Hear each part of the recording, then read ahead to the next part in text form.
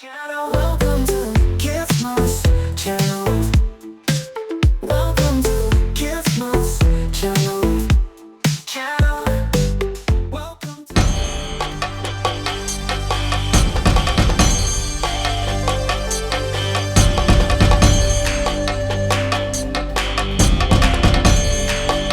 Happy Vishu. എല്ലാവർക്കും ആശംസകളും അനുഗ്രഹങ്ങളും.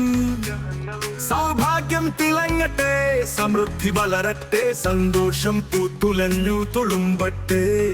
ഈ പുതുവർഷം ഐശ്വര്യവും ആനന്ദവും നിറയട്ടെ. സുവർണ ശേഖരങ്ങളും പ്രകാശമൊടിച്ചെന്നും നന്മ നിറഞ്ഞ ജീവിതം തരട്ടെ. സങ്കൽപ്പങ്ങൾ ഉയരട്ടെ, പ്രതീക്ഷകൾ പൂവണിയട്ടെ, ഹൃദയങ്ങൾ സ്നേഹത്താൽ തികയട്ടെ.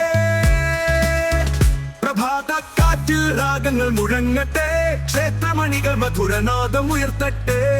കുടുംബസമേതം സന്തോഷത്തോടെ ഈ അനുഗ്രഹീത ഉച്ചവേളയെ ആഘോഷിക്കാം.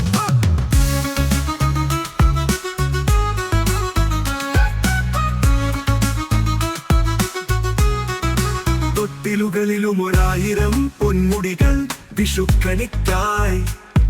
ആശംസകളോടെ വെളിച്ചം തെളിയട്ടെ, മനസ്സുകൾ തിളങ്ങട്ടെ, സന്തോഷം സ്വർണ്ണ പ്രകാശമാകട്ടെ.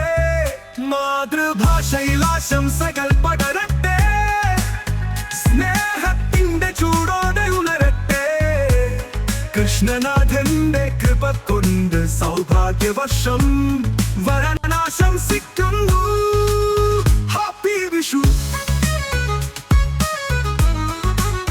Happy Vishu, happy Vishu. Hi friends, എല്ലാവരും ഹാപ്പി വിഷു പാട്ട് ആസ്വദിച്ചുവെന്ന് വിശ്വസിക്കുന്നു.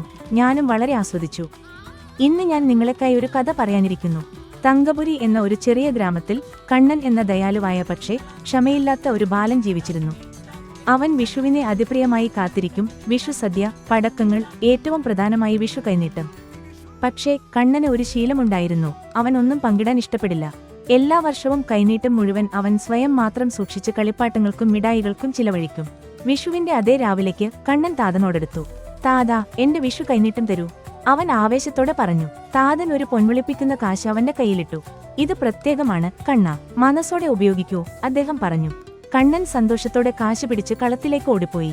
പക്ഷേ വഴിയിൽ അവൻ ഒരു കല്ലിൽ തട്ടി വീണു. നിലത്തു വീണപ്പോൾ കയ്യിലെ പൊൻകാശ് മറഞ്ഞുപോയി. അവൻ എല്ലാ സ്ഥലവും തിരഞ്ഞു, പക്ഷെ അതൊരിക്കലും കണ്ടില്ല. കണ്ണുകൾ നിറഞ്ഞ്, ഇപ്പോൾ എന്റെ കയ്യിലൊന്നുമില്ല, അവൻ ദുഃഖത്തോടെ കരുതിപ്പോയി.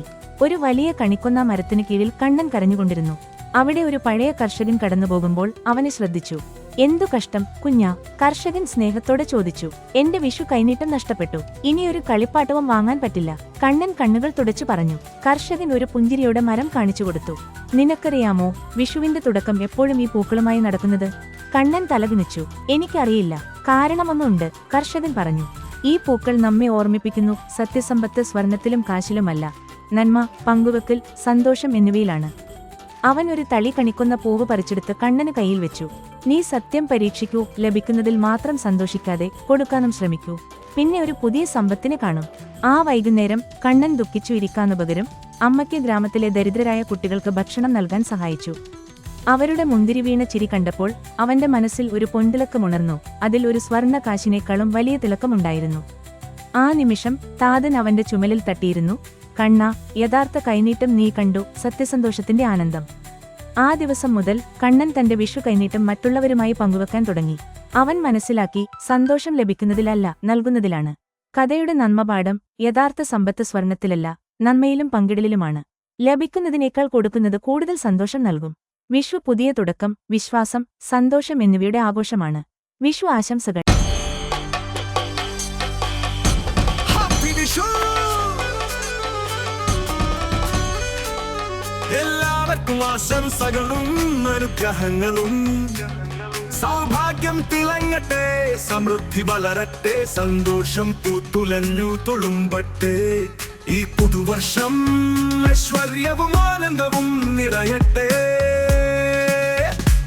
സുവർണശേഖരങ്ങളും പ്രകാശമൊടിച്ചെന്നും നന്മ നിറഞ്ഞ ജീവിതം തരട്ടെ. സങ്കൽപ്പങ്ങൾ ഉയരട്ടെ, പ്രതീക്ഷകൾ പൂവണിയട്ടെ, ഹൃദയങ്ങൾ സ്നേഹത്താൽ തികയട്ടെ. പ്രഭാതക്കാറ്റിൽ രാഗങ്ങൾ മുഴങ്ങട്ടെ, ക്ഷേത്രമണികൾ മധുരനാദം ഉയർത്തട്ടെ. കുടുംബസമേതം സന്തോഷത്തോടെ ഈ അനുഗ്രഹീത ഉച്ചവേളയെ ആഘോഷിക്കാം.